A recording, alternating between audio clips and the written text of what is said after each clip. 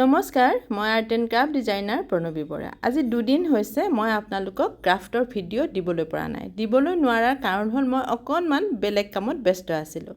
এটা ৰাস্তাৰে গৈ আছোঁ, চাওকচোন ইমান ধুনীয়া ব্ৰহ্মপুত্ৰৰ ছাইডটোৰে গৈ আছোঁ, ধুনীয়া এটা সৌন্দৰ্য, সেয়ে ভিডিঅ' নকৰি থাকিব নোৱাৰিলোঁ। আমি গৈছোঁ গুৱাহাটীলৈ। চিপাঝাৰৰ পৰা আমি মাজতে ভাবিলোঁ যে আমি যিখন উত্তৰ গুৱাহাটী আৰু গুৱাহাটী সংযোগী কুমাৰ ভাস্কৰ বৰ্মা সেতু, সেই সেতুটোৰে আমি গুৱাহাটীলৈ যাম, যিহেতু আমাৰ ফেঞ্চি বজাৰত কাম আছে। সেয়ে আমি গ'লোঁ। খুব ধুনীয়া লাগিলে, ইমান ধুনীয়াকৈ বনাইছে। উত্তৰ গুৱাহাটীৰ পৰা যাওঁতে আমাৰ বহুত বেছি ভাল লাগিলে আৰু গৈ মাজত আমি অকণমান ৰৈ পেলাই ফটো উঠিলোঁ। সেইটোতো আমাৰ নহ'ব, ফটো নুঠিলেই নহ'ব। আৰু লগত কোন কোন গৈছিলে চাওকচোন। লগত গৈছিলে মোৰ এই দুজনী ভাগিনী, এজনী ডাঙৰ এজনী সৰু।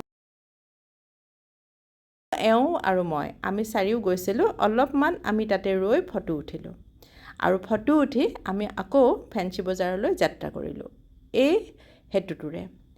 আৰু যাওঁতে আপোনালোকে লক্ষ্য কৰকচোন, ইয়াত গাড়ী নিচেই কম। এখন দুখন গাড়ী ক'ৰবাত গৈছে, তাকো মোৰ ভিডিঅ'ত নায়েই বুলি ক'ব পাৰি। কিন্তু আমাৰ কি অৱস্থা হ'লগৈ শেষত, সেয়া মই আপোনালোকক দেখুৱাই আছোঁ। আপোনালোকে ভিডিঅ'টো চাই থাকক।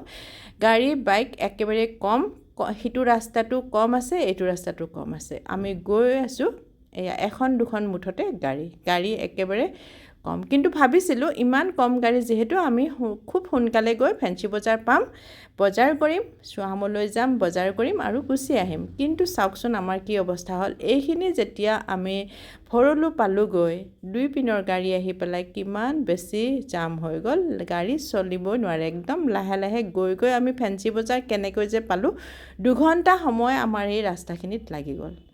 যি নহওক, তাৰপিছত আমি ফেঞ্চি বজাৰলৈ গ'লোঁ। ফেঞ্চি বজাৰৰ পিছত চুৱাহামলৈকে গ'লোঁ। GS ৰোডত যিখন আছে সেইখনতে তেওঁ ড্ৰেছটো কিনিলে, সেয়া দেখুৱাই আছোঁ। কিন্তু এইখিনি জামৰ কাৰণে আৰু কেতিয়াও এইফালেৰে নাহোঁ বুলিয়েই ভাবিলোঁ।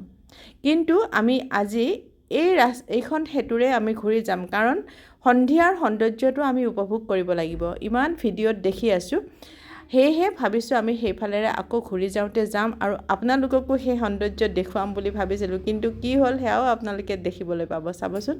এতিয়া আমাৰ বহুত বেছি জাম লাগি গ'ল। আমি লাহে লাহে গৈ কোনোমতে পালোঁগৈ বাৰু ফেঞ্চি বজাৰ। ফেঞ্চি বজাৰৰ পিছত চুৱাহামত গ'লোঁ। চুৱাহামত অকণমান ভিডিঅ' বনালোঁ। এয়া মোৰ সৰু ভাগিনীজনী এটা ধুনীয়া ড্ৰেছ কিনিছে, অকণমান ভিডিঅ' কৰোঁ বুলি ভাবিলোঁ। ভিডিঅ' কৰি আপোনালোকক দেখুৱালোঁ আৰু তাইও অকণমান পজ দি দিলে, মই যিহেতু ভিডিঅ' কৰিছোঁ।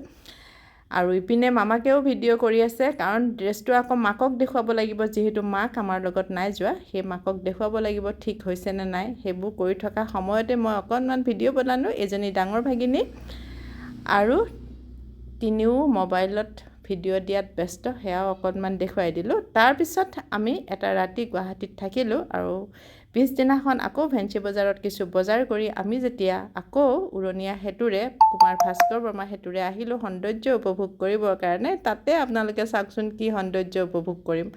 মাজৰ যিবিলাক ডাঙৰ ডাঙৰ দীঘল লাইট আছিলে, সেই লাইটবোৰ চাবৰ কাৰণে, তাত ফটো উঠিবৰ কাৰণে আমি যিটো আশা লৈ গৈছিলোঁ, সেইটো আমাৰ নহ'ল।